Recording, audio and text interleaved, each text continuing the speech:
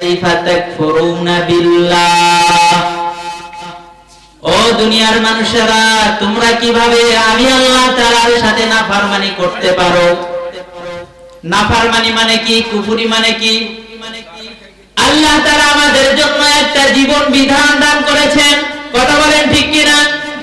আমাদের জন্য চলার জন্য, বলার জন্য আমাদের একটা বিধান নীতিমালা আছে না নাই? আমাদের কথা বলার একটা বিধান আছে না নাই? যে কোনো কথা আপনি আর আমি কি বলতে পারি? পারবো না। পারবো? মুমিন যে কোনো কথা বলতে পারে না? মুমিন যে কোনো কথা বলতে পারে না। মুমিন মিথ্যা কথা বলতে পারে? মুমিন গীবত করতে পারে? মুমিন পরনিন্দা করতে পারে? মুমিন এই কাজগুলো করতে পারে না, কথা বলেন ঠিক কিনা? তাহলে কথা বলার মুমিনের জন্য একটা নীতিমালা আছে না নাই? এই কথা বলার নীতিমালা থেকে যদি দূরে সরে যায়, বিপরীত করে, এটার নাম কুফরি। আল্লাহ তাআলা আমাদের জন্য দৈনন্দিন কিছু কাজ আমাদের উপরে আল্লাহ তাআলা ফরজ করেছেন, আছে না নাই? নামাজ আমাদের উপরে ফরজ করেছেন না করেন নাই? এই নামাজ না পড়াটা কুফরি। নামাজ পড়া মুসলমানি, নামাজ না পড়া কুফরি। রমজান মাসে আল্লাহ আমাদের উপরে রোজা ফরজ করেছেন না করেন নাই? এই রমজান মাসের রোজা রাখা মুসলমানি, আর রোজা না রাখাটা কুফরি। আল্লাহ তাআলা যেভাবে যে বিধান দান করেছেন, এই বিধানগুলো মানার নাম হলো মুসলমানি, আর ওই বিধান না মানার নাম হলো কুফরি। আল্লাহ তাআলা সুদ খাইতে আল্লাহ তাআলা নিষেধ করেছেন না? সুদ খাওয়া এটা হলো কুফরি, আর সুদ না খাওয়াটা মুসলমানি। সুদ না খাওয়াটা কি? গুনাহ থেকে ফিরে থাকাটাও সওয়াবের কাজ। আমার কথা বুঝতেছেন? একটা গুনাহ না করা এটাও সওয়াবের কাজ। রাস্তা দিয়ে আপনি হাঁটতেছেন, হঠাৎ একটা নারীর প্রতি আপনার নজর পড়ে গেল, সাথে সাথে আপনি নজরটা ফেরায় নিলেন। আপনার মন কিন্তু বলতেছে দ্বিতীয়বার আবার ওই নারীর প্রতি তাকাও, ওই নারীর দিকে দৃষ্টি দাও। মন কিন্তু বলতেছে দ্বিতীয়বার ওই নারীর প্রতি নজর না দেওয়াটা হলো নেকির কাজ। নবী আলাইহিস সালাতু ওয়াস সালাম হাদিস শরীফের মধ্যে ইরশাদ করেছেন, কোন ব্যক্তি যদি একজন নারীর প্রতি হঠাৎ দৃষ্টি পড়ে গেল, দৃষ্টি যদি ফিরায় নেয় আর দ্বিতীয়বার ওই নারীর প্রতি দৃষ্টি না দেয়, তাহলে আল্লাহ তাআলা তার আমলনামার মধ্যে 40 দিন নফল ইবাদতের সওয়াব লিখে দেয়। তাহলে গুনাহ না করা নেকির কাজ। হযরত আলী রাদিয়াল্লাহু তাআলা আনহু, আল্লাহর নবীর জামাতা এবং চাচাতো ভাই, যাকে বলা হতো নবী আলাইহিস সালাতু ওয়াস সালাম, বলেছেন, আমি হলাম ইলমের শহর, আমি হলাম ইলমের শহর, আর আলী হলো ওই শহরের দরজা, ওই ইলমের শহরের দরজা। ওই আলী রাদিয়াল্লাহু তাআলা আনহু হাদিস শরীফের মধ্যে ইরশাদ করতেছেন, একটা নেকির নফল নেকি করার থেকে একটা গুনার থেকে বেঁচে থাকা হলো উত্তম। তাহলে গুনাহ থেকে বাঁচাটা মুসলমানি, গুনার কাজ করাটা কুফরি। আল্লাহ তাআলা বলতেছেন, দুনিয়ার মানুষেরা কুফরি কিভাবে করো, নাফরমানি কিভাবে করতে পারো? কেন? আপনি প্রশ্ন করেন, আল্লাহ আপনি এই কথা জিজ্ঞেস করতেছেন কেন? আমি কুফরি করতে পারি, মন চাইলো আমি ঘুষ খাইলাম, মন চাইলো আমি নামাজ পড়লাম না, মন চাইলো একজনের মেয়ের হাত ধরে টান দিলাম, মন চাইলো কালভার্টের পরে বসে বসে একজন নারীকে উত্ত্যক্ত করলাম, এটা তো আমি পারি। আল্লাহ দ্বিতীয় অংশে এর উত্তর দিচ্ছে, পারো না, কুফরি করতে পারো না, এটা আশ্চর্যজনক। তোমার দ্বারা কুফরি সংগঠিত হওয়াটা এটা মারাত্মক কারণ, মারাত্মক গুনাহের কারণ, মারাত্মক ধরনের আশ্চর্যের বিষয়। কারণ কি? কারণ হলো কাইফা তাকফুরুনা বিল্লাহি ওয়া কুনতুম আমওয়াতান ফাআহয়াকুম। তোমাদের কোনো অস্তিত্ব ছিল না, তোমাদের কোনো নাম নিশানা ছিল না, আমি আল্লাহ তাআলা তোমাদেরকে সৃষ্টি করেছি। আমাদের কোনো অস্তিত্ব ছিল? আমাদের কোনো নাম নিশানা ছিল? আমরা কি ছিলাম চিন্তা করে দেখেছেন?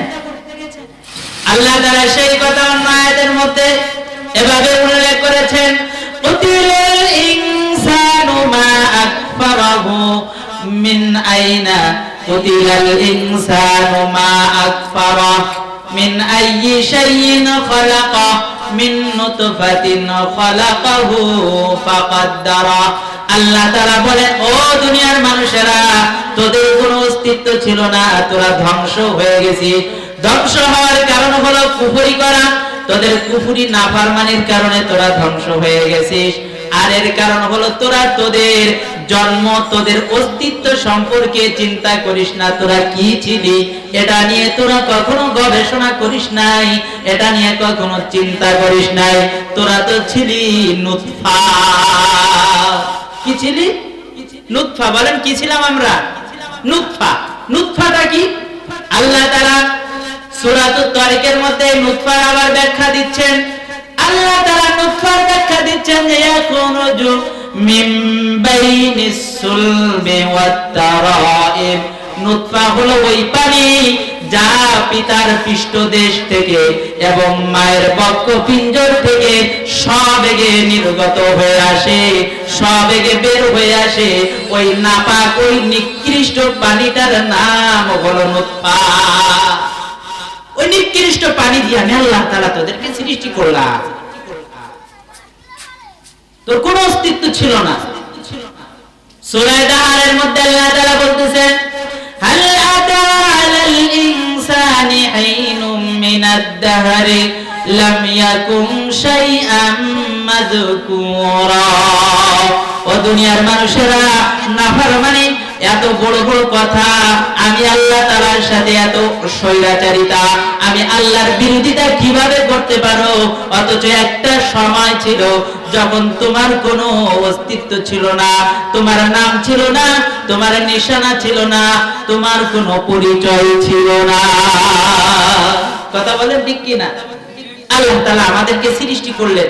কিভাবে সৃষ্টি করলেন? আল্লাহ তাআলা এক আয়াতের মধ্যে সেই কথা উল্লেখ করেছেন। আল্লাহ তাআলা বলেন, আমি তোমাদেরকে কিভাবে সৃষ্টি করলাম। আমি এক মাটি থেকে তোমাদেরকে নুতফা আকার দিলাম, নুতফার রূপ দিলাম। ওই নুতফাটাকে তোমার মা এবং তোমার পিতার মিলনের মাধ্যমে তোমার মায়ের গর্ভের মধ্যে একটা সুরক্ষিত স্থান, যাকে আমরা বলি ফুল। গ্রাম্য ভাষায়, আমাদের ভাষায় যেটাকে ফুল বলা হয়, ওই ফুলের মধ্যে সংরক্ষিত পর্দার মধ্যে আমি তোমার ওই বীর্যটাকে স্থাপন করলাম, তার মধ্যে রাখলাম।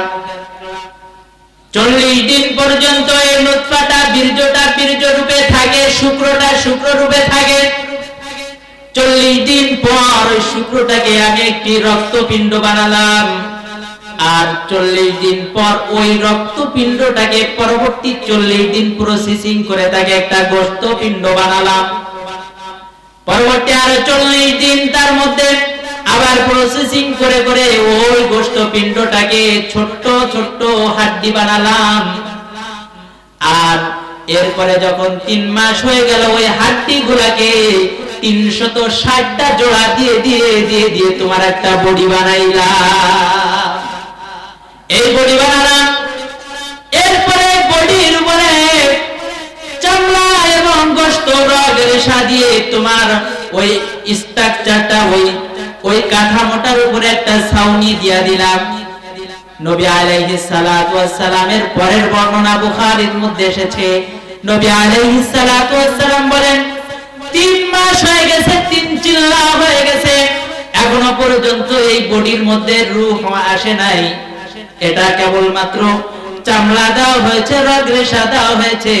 এবার আল্লাহ তাআলা একজন ফেরেশতা মায়ের গর্ভের মধ্যে পাঠিয়ে দেন। ওই ফেরেশতা মায়ের গর্ভের মধ্যে এসে ফেরেশতা তার কপালের মধ্যে 4টা জিনিস লিখে যায়। একটা হলো তার হায়াত লেখা হয়, সে কতদিন দুনিয়ার মধ্যে বাঁচবে, কোন দিন মৃত্যুবরণ করবে। 2 নম্বরে তার রিজিক লিখে দেওয়া হয়। নবী আলাইহিস সালাতু ওয়াস সালাম বলেন, ও দুনিয়ার মানুষেরা, তোমার কবরের মধ্যে রিজিক লিখে দেওয়া হয়। এই জন্য তোমার যেই রিজিক তোমার ভাগ্যের মধ্যে লিখে দেওয়া হয়েছে, ওই রিজিক তোমার কাছে আসবেই, যে কোনো ভাবে আসবে। অতএব তুমি হালাল পন্থা অবলম্বন করো। হারাম পন্থা অবলম্বন করেও যদি তুমি ইনকাম করো, তবু তোমার ওই রিজিকের থেকে এক সুতা বেশি আসবে না। হারাম খাইয়া, সুদ খাইয়া, ঘুষ খাইয়া, এরপরে জুয়া খেলে, বিভিন্ন ধরনের পদ্ধতি অবলম্বন করে রিজিক উপার্জন তুমি করতে পারো, আবার হালাল পন্থায় কষ্ট করে উপার্জন করতে পারো। তোমার হায়াত যতদিন আছে এর মধ্যে তোমার যে রিজিক আসার কথা, ওই রিজিক অবশ্যই তোমার কাছে আসবে। তবে তুমি দুইটা পন্থাই অবলম্বন করতে পারো, একটা হালাল আর একটা হারাম। কোনটা বেছে নিবা তোমার দায়িত্ব, আল্লাহর কাছে হিসাব দেওয়া লাগবে।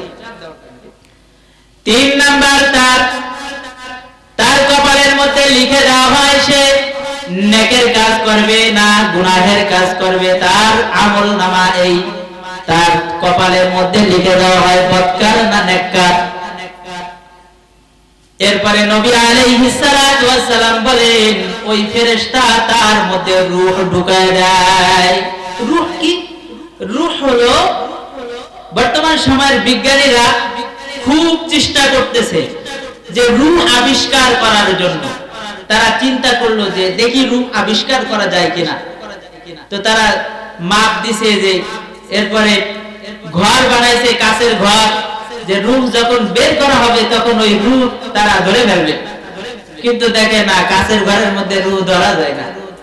রূহ যে কোন জায়গা দিয়ে চলে যায় এই রূহ পাওয়া যায় না। রূহ কি? কাফেররাও জিজ্ঞেস করেছিল আল্লাহ রাসূলের কাছে, ইয়া রাসূলুল্লাহ, রূহ কি? আপনি তো নবী, তো বলেন তো রূহটা কি? তো নবী আলাইহিস সালাতু ওয়াস সালাম উত্তর দিলেন, আল্লাহ তাআলা জানায় দিলেন, ওগো হাবিব আপনি জানায় দেন, কুলির রূহু মিন আমরি রাব্বি। রূহ হলো আল্লাহ তাআলার আদেশ মাত্র। আল্লাহর আদেশ আছে আমার হাত নড়তেছে, আল্লাহর আদেশ আছে আমি কানে শুনতেছি, আল্লাহর আদেশ আছে আমি কথা বলতে পারতেছি। বহু মানুষ আছে তার মুখ আছে কিন্তু জবান নাই, বোবা আছে না নাই? জোরে বলেন আছে না, আছে না নাই? দুইটা চক্ষু আছে কিন্তু দেখতে পায় না, আছে না নাই? পা আছে চলতে পারে না, এমন মানুষ আছে না নাই? হাত আছে কিন্তু হাত দিয়ে ধরতে পারে না, স্পর্শ করতে পারে না, এমন মানুষ দুনিয়াতে আছে না নাই? আছে। তার মানে হলো রূহ হলো এমন একটা জিনিস, তার মানে আল্লাহর আদেশ, আল্লাহর আদেশ আছে আমার হাত চলতেছে, আল্লাহর আদেশ আছে আমার পা চলতেছে, আল্লাহর আদেশ আছে আমার মুখ দিয়ে কথা বের হচ্ছে, আল্লাহর আদেশ আছে চোখের প্রতি চোখ দেখতেছে, আল্লাহর আদেশ আছে ব্রেন কাজ করবে তাই ব্রেন কাজ করতেছে। যদি আল্লাহ তাআলা এই আদেশগুলো উঠায় নেবেন, আল্লাহ বলবেন সব কিছু বন্ধ হয়ে যাও, সেদিন আপনার আর আমার নাম হবে লা। কথা বলেন ঠিক কি না? এটার নাম হলো রূহ। এর নাম কি? এই রূহ আল্লাহর আদেশ ঢুকায় দেওয়া হয়, আল্লাহর আদেশ দেওয়া হয় যে সব অঙ্গ প্রত্যঙ্গ সচল হয়ে যাবে। সব অঙ্গ প্রত্যঙ্গ সচল হয়ে গেল। এরপর আমি 8 মাস 9 মাস 10 মাস মায়ের গর্ভের মধ্যে আমাদের রিজিক দিল কে? জোরে বলেন, কে দিল? কোন ডাক্তারের ক্ষমতা আছে ওই জায়গায় আমার খাদ্য দেওয়া? রিজিকটা আল্লাহ তাআলা কিভাবে দিল? আল্লাহ তাআলা মায়ের নাভির সাথে আর সন্তানের নাভির সাথে একটা তার লাগায় দিল, একটা নাড়ি স্থাপন করে দিল। ওই তারের মাধ্যমে মায়ের শরীরের ক্যালসিয়াম, মায়ের শরীরের রক্ত, মায়ের শরীরের হাইড্রোজেন, এই জাতীয় সর্বপ্রকার যা যা দরকার, যত প্রকার প্রোটিন দরকার, সবকিছু মায়ের শরীর থেকে নিয়ে নিয়ে 9 মাস 10 মাসে আপনাকে আমাকে আল্লাহ তাআলা পূর্ণ একটি মানুষ, ছোট্ট একটি মানুষ বানাইলেন। এরপর আল্লাহ তাআলা আপনাকে আমাকে দুনিয়াতে নিয়ে আসলেন। যেই জায়গাটা দিয়ে আপনি আর আমি বের হয়েছি ওই জায়গা দিয়ে একটা বল বের হওয়া সম্ভব না, কিন্তু আল্লাহ তাআলা এত বড় একটা 3 কেজি 4 কেজি 2.5 কেজি একটা সন্তান ওই জায়গা থেকে কিভাবে বের করলেন, কিভাবে বের হলো? আপনার আমার হাত কিন্তু নাই। কিভাবে? আল্লাহ বলেন সুম্মাস সাবিলা ইয়াসসারা, ওই আসার পথটাকে আমি আল্লাহ তাআলা সহজ বানায় দিলাম, দিয়া তোকে দুনিয়াতে নিয়ে আসলাম। সুবহানাল্লাহ বলেন। কত বাচ্চা বের হতে পারে না, মারা যায়। কত বাচ্চার মাথা বেঁধে গেছে, ঘাড় বেঁধে গেছে, হয় কি হয় না? তো আল্লাহ তাআলা আপনাকে আমাকে বের করে নিয়ে আসলেন, রাস্তাটা সহজ করে দিয়ে আপনাকে আমাকে দুনিয়াতে নিয়ে আসলেন। দুনিয়াতে আপনি আর আমি আসলাম, কি অবস্থায় আসলাম? যখন আপনার আমার কোনো ভাষা নাই, আপনার আমার কোনো অনুভূতি শক্তি নাই, আপনার আমার বলার প্রকাশ করার কোনো শক্তি নাই, এমন একটা অবস্থায় বের করে নিয়ে আসলেন আল্লাহ তাআলা। আল্লাহ তাআলা বলেন কিভাবে বের করলাম? শোন, আল্লাহুল্লাযী আখরাজাকুম মিন বুতুনি উম্মাহাতিকুম লা তা'লামুনা শাইআ। আমি আল্লাহ তাআলা তোকে তোর মায়ের গর্ভ থেকে এমন অবস্থায় বের করে নিয়ে আসলাম যখন তোর কোনো জ্ঞান ছিল না, তোর কোনো বুদ্ধি ছিল না। আল্লাহ তাআলা অন্য আয়াতের মধ্যে কথাটা এভাবে বলেছেন, খুলিকাল ইনসানু যায়ীফা। খুব দুর্বল করে, খুব দুর্বল করে, সব প্রাণী থেকে দুর্বল করে আমি আল্লাহ তাআলা তোকে দুনিয়াতে নিয়ে এসেছি। খুব দুর্বল অবস্থা আমরা দুনিয়াতে এসেছি, কথা ঠিক কি না? আপনার আমার কোনো ভাষা ছিল? চিন্তা করেন, কাদার মধ্যে পড়ে যাচ্ছি, কাঁদতেছি, পিঁপড়ায় কামড়াইতেছে, বলতে পারতেছি না যে আমার পিঁপড়ায় কামড়াইছে, বলতে পারতাম? কান্না ছাড়া কোনো ভাষা নাই, কান্না ছাড়া আমার আর কোনো ভাষা নাই। আর আল্লাহ তাআলা মায়ের মেমোরির মধ্যে এই বিদ্যা শিখাই দিলেন যে পিঁপড়ায় কামড়ানোর কান্নার আওয়াজ কোনটা, দুধ খাওয়ানোর কান্নার আওয়াজ কোনটা, কাদা প্রস্রাব করলে কান্নার আওয়াজ কোনটা। এই কান্নার আওয়াজে মা বুঝে যায় যে ছেলে আমার প্রস্রাব করছে, ছেলেকে পিঁপড়ায় কামড়াইছে। কথা বলেন ঠিক কিনা? এই যে মেমোরির মধ্যে ঢুকাই দিল, এই যে অনুভূতি দিয়ে দিল, কান্না কান্না বুঝে তাকে লালন পালন করার অনুভূতি ঢুকাই দিল কে? আল্লাহ তাআলা ঢুকাই দিল। আল্লাহ বলেন এত কিছু করলাম, শুধু এই করলাম তা না, তুই বড় বলি, তারপরে তো রিজিকের দরকার। আপনি আর আমি এখন মনে করতেছি যে এই যে ইনকাম করতেছি সব আমার। যারা প্যাডেল চালায়া ইনকাম করেন, মানে রিকশা ভ্যান চালায়া, আল্লাহ চাইলে মুহূর্তের মধ্যে পায়ের ক্ষমতা নিয়ে নিতে পারেন না? পারেন না? তাহলে আপনার এই প্যাডেল চালানোর আর কোনো ক্ষমতা থাকবে? থাকবে না। ওই রূপসার ঘাট দিয়ে পার হওয়ার সময় বহু মানুষকে দেখা যায় বলে আমি চলতে পারি না, আমাকে 2 টাকা। এই কাটাখালি গাড়িতে উঠলেই অমনে, আমি তো কাটাখালি দিয়ে যাতায়াত করি, কাটাখালি গাড়িতে উঠলেই অমনে একজন অন্ধ দেখবেন গাড়িতে উঠে, ওই অন্ধ ডাক দিয়ে বলে, ও যাত্রী ভাইরা, আমি অন্ধ মানুষ, আল্লাহ তাআলা আমার 2টা চক্ষুর দৃষ্টি শক্তি দান করে নাই, আমি কিছু দেখি না, আপনাদের মতো কাজকর্ম করতে পারি না, আপনারা আমাকে কিছু সাহায্য সহযোগিতা করেন যাতে আমি আমার পরিবার চালাইতে পারি। আল্লাহ তাআলা যদি চাইতে ওই অন্ধের মতো আপনার 2টা চক্ষু নিয়ে নিতে পারতে। কথা বলেন ঠিক কি না? আল্লাহ এই 2টা চক্ষু দিয়েছে আপনাকে আমাকে, কত বড় নিয়ামত। তাহলে এখন আপনি আমি এই যে রিজিক, এগুলোর পিছনে এই যে শক্তি দান করছেন কে? আল্লাহ তাআলা। এরপরেও চিন্তা করেন, এই যে ধানের সময়, ধান কাটতেছেন না এখন, কম হোক বেশি হোক, ভালো হোক মন্দ হোক, ধান হয়েছে না হয় নাই? এই ধান যে লাগায় আসলেন, আপনি বলেন তো, আপনি যে ধান ছড়াইছিলেন ওটারে কি বলে? চাদর, চাদর খোলা করছিলেন। এই জায়গায় যখন আপনি ধান ছড়াইছিলেন, আমি দেখতেছিলাম সেদিন আমার এক নানা সেদিন ধান ছড়াচ্ছে, তো ধান যে আপনি ছড়াইছেন, ধানের সবগুলোর পাশা কি নিচের দিকে গেছে না সবগুলোর আগা নিচের দিকে গেছে? কোনটা? কোলার মুখ যেই পাশ দিয়ে ধানের বের হবে ওইটা নিচের দিকে গেছে নাকি শিকড় নিচে পড়ছে? অধিকাংশ গুলোর মাথা নিচে গেছে আর শিকড় উপরে। কথা ঠিক কি না? আপনি তো মাথা নিচে লাগাই দিয়ে আসলেন। এই অবস্থার মধ্যে যদি থাকে, এই ধানগুলো হওয়ার কথা না।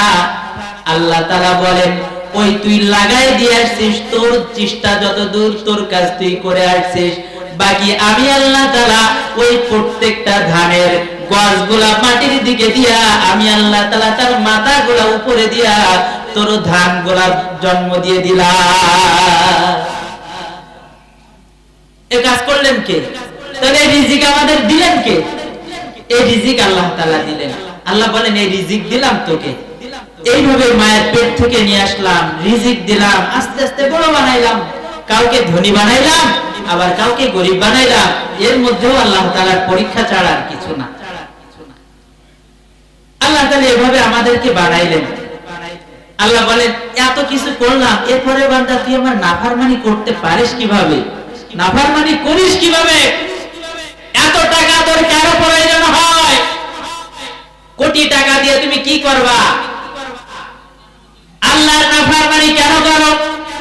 এত অত্যাচার মানুষের উপরে কেন করা লাগলো? কারণ হলো বহু টাকা বানানো লাগবে, বিদেশে বাড়ি বানানো লাগবে, ওই লন্ডনে বাড়ি বানানো লাগবে, আমেরিকায় বাড়ি বানানো লাগবে, কাতারে বাড়ি বানানো লাগবে, বিভিন্ন দেশে আমার কোম্পানি থাকা লাগবে। কেন রে ভাই? তোর এত টাকা পয়সা কি তোর সব কবরে যাবে? এর বেশি টাকা তো তুই কবরে নিতে পারবি না। কথা বলেন ঠিক কি না? আপনাদেরকে একটা কারগুজারি শোনাই, ঘটনা শোনাই। আপনি এই যে আমরা টাকা পয়সা ইনকাম করি কাদের জন্য? ছেলে মেয়েদের জন্য। আপনি আমি কতদিন দুনিয়াতে বাঁচবো? কত টাকা আমার লাগবে? আমার তো এক বেলা খাইলে হয়ে যায়, 3 বেলা খাওয়ার মতন হইলেই তো আমার হইলো। এরপরে যে অতিরিক্ত বানাই, এগুলো কাদের জন্য? আমার সন্তান আদিদের জন্য। আমি গোপালগঞ্জ এক মসজিদে একবার রমজান মাসে তারাবি পড়াইছিলাম। ওই রমজান মাসে ওই জায়গার এক মুক্তিযোদ্ধা সে মারা গেল।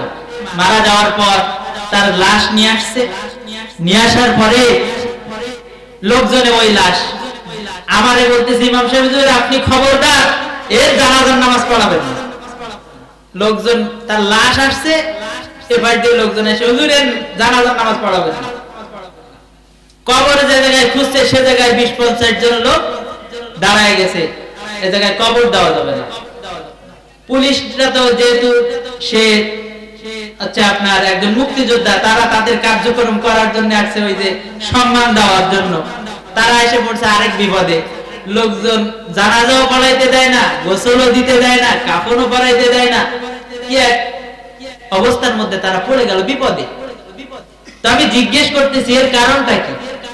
তো বলতেছি এই লোক এক সমিতি করছে, সবার কাছ থেকে আমার ইন্স্যুরেন্স করে আমাদের সবার কাছ থেকে কারোর কাছ থেকে 10,000 20,000 করে টাকা নিছে।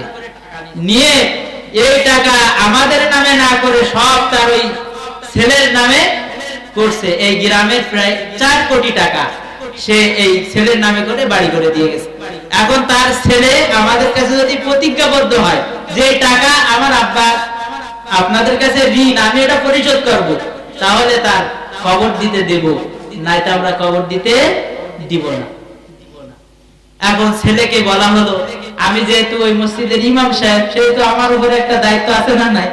আমি দায়িত্ব নিয়ে মোটামুটি সেই ছেলের কাছে গেলাম। ছেলেও অনেক টাকা বেতন পায়, 3-4 লাখ টাকা বেতন পায়, ইঞ্জিনিয়ার, সফটওয়্যার ইঞ্জিনিয়ার। সেই ছেলেটা সরকারি চাকরি করে।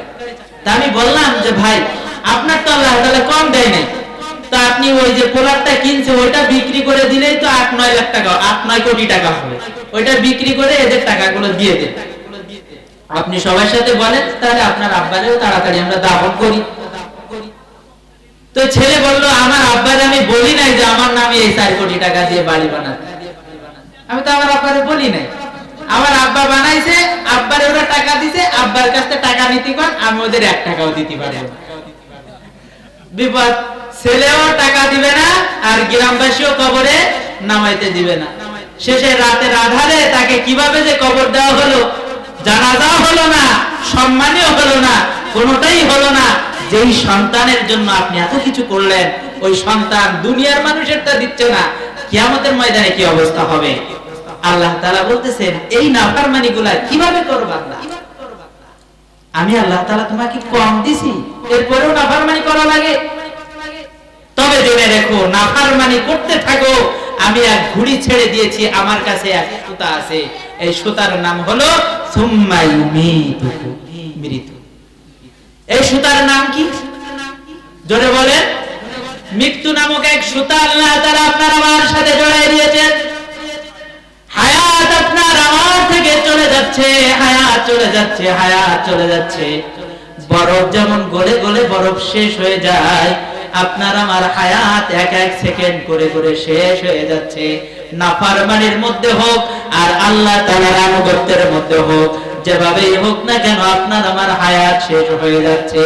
এক সময় আল্লাহ তাআলা বলেন, তোর এই ঘড়ি, তোর হায়াত নামক, তোর জীবন নামক ঘড়ি দিয়ে তোকে আমি উড়াই দিলাম। একটা সময় আসবে ওই হায়াত, ওই মৃত্যু নামক রশিতে এমন ভাবে টান দেব, টান দিয়া আমি আল্লাহ তাআলা তোকে কবরের মধ্যে নিয়ে আসবো। এই কবর কিন্তু শেষ না। আল্লাহ তাআলা বলতেছে, চিন্তা করো না। কাফেররা এই চিন্তাটা করে, সব হুজুররা মৃত্যুর ওয়াজটা খুবই করে, কিন্তু বাবারা মৃত্যু বরণ করা কোনো আশ্চর্য জিনিস না। মৃত্যু সবারই বরণ করতে হবে। মৃত্যু বরণ করা, মৃত্যু বরণ করলেই যদি আমাদের সব কিছু শেষ হয়ে যেত, কবরে গেলেই যদি আমাদের সব কিছু শেষ হয়ে যেত, তাহলে আমরা পার পেয়ে যেতাম। আমরা যদি মাটির সাথে মিশে যেতাম, তাহলে আমরা পার পেয়ে যেতাম। যে না, আমার হায়াত পেয়ে জায়গায় শেষ, যা কিছু দুনিয়াতে করছে ওই জায়গায় শেষ, দুনিয়া মৃত্যুবরণ করলাম সব শেষ, তাহলে আর কোনো অসুবিধা নেই। কি বলেন?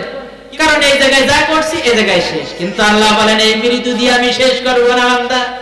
সুম্মা ইউমীতুকুম সুম্মা ইউহয়ীকুম, এই মৃত্যু দেওয়ার পর আবার আমি আল্লাহ তাআলা তোকে জীবন দান করব, জীবিত করব। আবার কি করব? জীবিত করব তোকে। এই জীবিত করে তোকে আমি আল্লাহ তাআলার সামনে দাঁড় করাবো। সুম্মা ইলাইহি তুরজাউন, তোদেরকে আমি আল্লাহ তাআলার সামনে এসে হাজির হতে হবে। সেদিন তোদের জীবনের হিসাব দেওয়া লাগবে। আল্লাহ তাআলা সরাসরি তার বান্দাকে চারটা প্রশ্ন করবেন। বলবো নি সেই চারটা প্রশ্ন? সরাসরি তার বান্দাকে চারটা প্রশ্ন করবেন। কোন ফেরেশতাদের মাধ্যমে বলা হবে না। কোন ফেরেশতাকে আল্লাহ তাআলা বলবেন না আমার বান্দার কাছে হিসাব নাও। কোন নবীকে বলা হবে না আমার বান্দার কাছে হিসাব নাও। এমন ভাবে কোন ওলিকে বলা হবে না আমার বান্দার কাছে হিসাব নাও। বরং আল্লাহ বলতেছেন, আমি আল্লাহ নিজেই তোদের চারটা প্রশ্ন করব। আমি নিজেই তোদেরকে চারটা প্রশ্ন করব। আল্লাহ তাআলা সবাইকে একসাথে প্রশ্ন করবেন না। আসো ধাদুয়া গ্রামবাসী সবাই এক জায়গায় হও, সবাই একসাথে উত্তর দাও, এরকমও হবে না। আল্লাহ তাআলা বলেন, আমি এক একজন করে ডাক দেব, আর এক একজনের কাছে চারটা করে প্রশ্ন করব। এক একজনকে ডাক দেব, বলবো আব্দুর রহমান আমার সামনে আসো, বলবো আব্দুল গফফার আমার সামনে আসো। আমার মতো মৌলভী মুস্তাফিজকেও ডাকা হবে, বলা হবে আসো সামনে আসো, হিসাব দাও। চারটা প্রশ্নের উত্তর না দেওয়া ব্যতীত আমার সামনে থেকে চুল পরিমাণ অগ্রসর হওয়া যাবে না। চারটা প্রশ্ন কি কি হবে? নবী আলাইহিস সালাতু ওয়াস সালাম বলতেছেন, আনমরিহি ফিমা আপনা। এক নাম্বার আল্লাহ তাআলা প্রশ্ন করবেন, ও দুনিয়ার মানুষেরা, 60 বছর, 70 বছর, 80 বছর, 90 বছর, 100 বছর, 1000 বছর, 2000 বছর, 1600 বছর, 3000 বছর হায়াত তোমাদেরকে আমি দান করেছিলাম। বান্দারে বল, এই জিন্দেগিটা কোন কাজে ব্যয় করেছো? এটা আল্লাহ প্রথম নাম্বার প্রশ্ন হবে, এই হায়াতটা কিভাবে ব্যয় করছো? আমি যে এত সুন্দর একটা জীবন তোমাকে দিলাম, তোকে পালার জন্য আমি এত কিছু সাজাইলাম, তোকে এমন ভাবে আমি পাললাম। বল বাবা, এই 100 বছর, 200 বছর, কত উম্মত 1600 বছর, 2000 বছর হায়াত পাইছে, তাকে জিজ্ঞেস করা হবে তার 2000 বছর সম্পর্কে। আমি যদি 60 বছর হায়াত পাই, 60 বছর সম্পর্কে আমার জিজ্ঞাসা। আমার হায়াত যদি হয় 20 বছর, 20 বছরের জিজ্ঞাসা। বহু সন্তান 7 বছরে মৃত্যুবরণ করে, ওর কোনো জিজ্ঞাসা নাই, কারণ ও হলো জান্নাতের ফুল।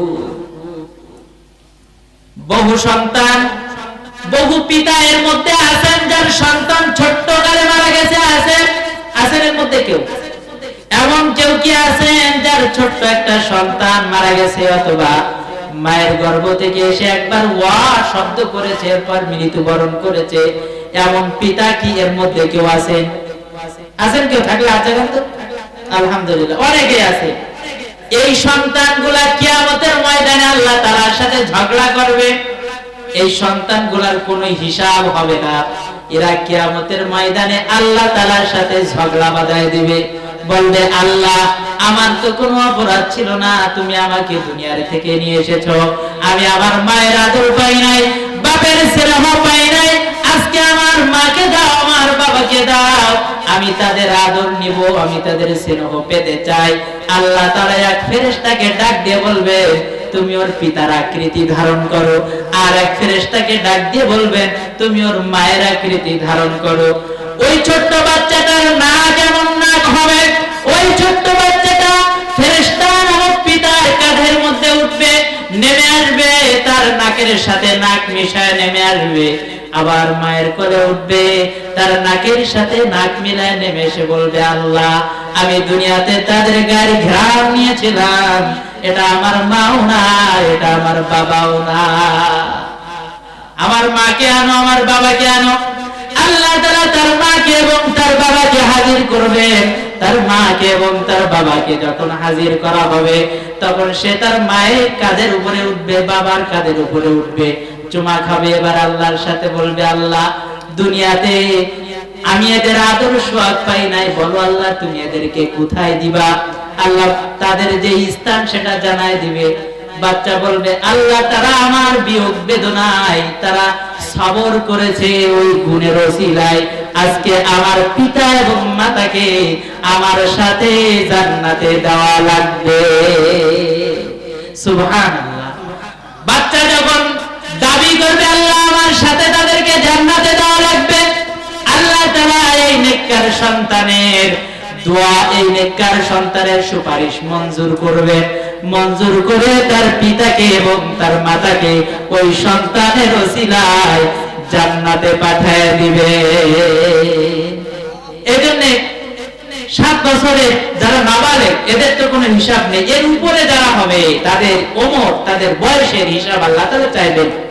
15 বছরের উপর থেকে একেবারে যে সাবালেগ হওয়ার যে বয়স, ওই বয়সের হিসাব দেওয়া লাগবে।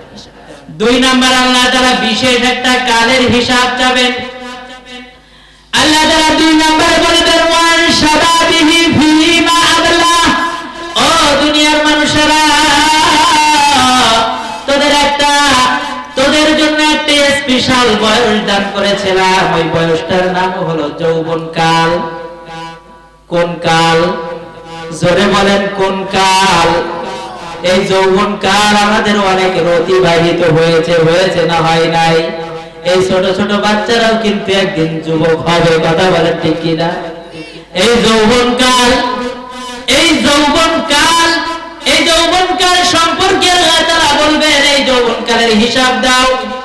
এই যৌবনকালটা বড় দামি কাল। এই যৌবনকাল যদি কোনো ব্যক্তি নেক কাজের মধ্যে খাটাইতে পারে, নেক কাজের মধ্যে আল্লাহর সিজদায়, আল্লাহর ইবাদতে, এই নেক কাজের মধ্যে যদি কোন যুবক তার যৌবনকাল কাটাইতে পারে, আল্লাহ তাআলা বলেন কিয়ামতের ময়দানে আমি আল্লাহ তাআলা নিজের হাতে ওই যুবককে মেহমানদারি করাবো। আল্লাহর হাবিব সাল্লাল্লাহু আলাইহি সাল্লাম বলেন কিয়ামতের ময়দানে কোনো ছায়া থাকবে না, কোনো গাছগাছালি থাকবে না। কিয়ামতের ময়দানটা হবে এত ভয়ঙ্কর ময়দান, এত ভয়ঙ্কর ময়দান হবে কিয়ামতের ময়দান। এই যে সূর্যটা দেখতেছেন 9,13,00,000 মাইল দূরে এই সূর্যটা, অথচ এই সূর্যটা যখন কঠিন তাপ দেয় তার তাপের কারণে জমিনটা ফেটে চৌচির হয়ে যায়, কথা বলেন ঠিক কিনা? অথচ এই সূর্যের 11টা মুখ আছে, একটা মুখ এদিক দেওয়া না উল্টা করা আছে। 70,000 ফেরেশতা প্রত্যেকটা মুখের মধ্যে পানি ঢালতেছে। অথচ কিয়ামতের ময়দানে ওই 11টা মুখ জমিনের দিকে ফিরায় দেওয়া হবে। 9,13,00,000 মাইল দূরে সূর্যটা থাকবে না। মাথার 1 বিঘা অথবা আধা মাইল উপরে সূর্যটাকে স্থাপন করে দেওয়া হবে। সূর্যের তাপে মাথাটা ফেটে চৌচির হয়ে যাবে। গুনাহগারের মাথার মগজগুলা টকবক টকবক টকবক টকবক করে গলে গলে নাক দিয়ে পড়তে থাকবে। কারোর জিহ্বাটা 3 মাইল পর্যন্ত লম্বা হয়ে যাবে। কেউ এরকম ভাবে কেউ অস্থির হয়ে যাবে, হাবুডুবু করতে থাকবে। কিয়ামতের ময়দানে মানুষের অবস্থা এমন বেহাল হয়ে যাবে, মানুষগুলা অস্থির হয়ে যাবে। তখন এই কঠিন মুহূর্তের মধ্যে যেই যুবকেরা তারা যৌবনকালটা নেক কাজের মধ্যে খাটাতে পারবে, আল্লাহর হাবিব বলে ওই যুবককে আল্লাহ তাআলা তার আরশের নিচে ছায়া দান করবে। তাহলে এই যৌবনকালটা নেক কাজের মধ্যে খাটানোর দরকার আছে না নাই? আমাদের এই জায়গায় যারা যুবক ভাইরা আছেন, আপনারা কারা ওয়াদা করতে পারেন যে আর গুনার কাজে নিজের যৌবনকাল ব্যয় করব না, গুনার কাজে নিজের সময় ব্যয় করব না? একটু হাতটা জায়গায় দেখান তো। লিল্লাহি তাকবীর। 3 নাম্বার আল্লাহ তাআলা প্রশ্ন করবে যে তোমার মাল, তোমার ধন সম্পদ কিভাবে আয় করছো, কিভাবে ব্যয় করছো, এর হিসাব আল্লাহর কাছে দেওয়া লাগবে।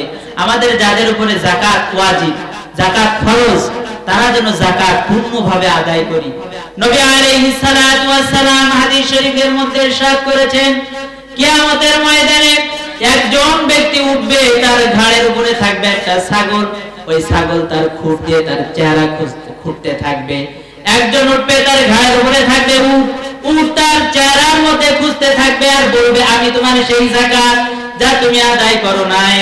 কারণ এরকম ভাবে স্বর্ণকে লোহার পাত বানায়া তার তাপ দেওয়া হবে শরীরের মধ্যে, চেহারার মধ্যে। আর ওই তাপের আগুন বলতে থাকবে, স্বর্ণ নামক আগুন বলতে থাকবে আমি হলাম তোমার সেই যাকাতের স্বর্ণ যা তুমি আদায় করো নাই। এইভাবে টাকা পয়সা, যার যে যাকাত ওয়াজিব, এই যাকাত ফরজ, এই আদায় না করবে, কিয়ামতের ময়দানে ওই দিয়ে তাকে শাস্তি দেওয়া হবে। এজন্য আমরা যেন যাকাত আদায় করি এবং মাল হালাল ভাবে ইনকাম করি, হারাম পথে যেন ইনকাম না করি, হালাল পথে যেন ব্যয় করি, হারাম পথে যেন ব্যয় না করি। 4 নাম্বার প্রশ্নটা আল্লাহ তাআলা করবেন। আল্লাহ তাআলা কিয়ামতের ময়দানে ওয়ান ইলমিন মাযা আমিলা বিহি, তুমি যা শিখেছিলে, তুমি যা জেনেছিলে শিখেছিলে সে অনুপাতে কতটুকু আমল করেছিলে, আমি যতটুকু জানি কতটুকু আমল করতেছি। এরকম ভাবে আব্দুল সুবহান সাহেব আসছে, তিনি অনেক জ্ঞানী মানুষ, তিনি কতটুকু তার উপরে আমল করতেছে, আপনি যতটুকু জানেন। ও যুবক ভাইরা, এই ইলম তো আপনার আছে যে 5 ওয়াক্ত নামাজ পড়া ফরজ, কথা ঠিক কি না? তাহলে এই ইলম অনুপাতে আপনি 5 ওয়াক্ত নামাজ পড়ছেন কি? এই ইলম তো আপনার আছে রমজান মাসে রোজা রাখা ফরজ, এই ইলম অনুপাতে আমল করছেন কিনা? শুধু এই বলে চুরি করা যে হারাম এটা তো আপনারা সবাই জানেন, চুরি করছো কিনা, গীবত করা হারাম এটা সবাই জানেন, এই ইলম অনুপাতে আমল হচ্ছে কিনা এটা আল্লাহ তাআলা কিয়ামতের ময়দানে জিজ্ঞাসা করবেন। ইলম অনুপাতে কতটুকু বান্দা আমল করেছো? আল্লাহ তাআলা আপনাকে আমাকে কিয়ামতের ময়দানে ওই বিভীষিকাময় দিনে, জাহান্নাম যেদিন মানুষের দিকে আসবে, মানুষ জাহান্নাম থেকে বাঁচতে যাবে, ওই দিন যেন আল্লাহ তাআলা আমাদেরকে জাহান্নাম থেকে বাঁচান এবং এই 4টা প্রশ্নের হিসাব আল্লাহ তাআলা যেন আমরা দিতে পারি আল্লাহর দরবারে, সেই তৌফিক আল্লাহ তাআলা আমাদেরকে দান করেন।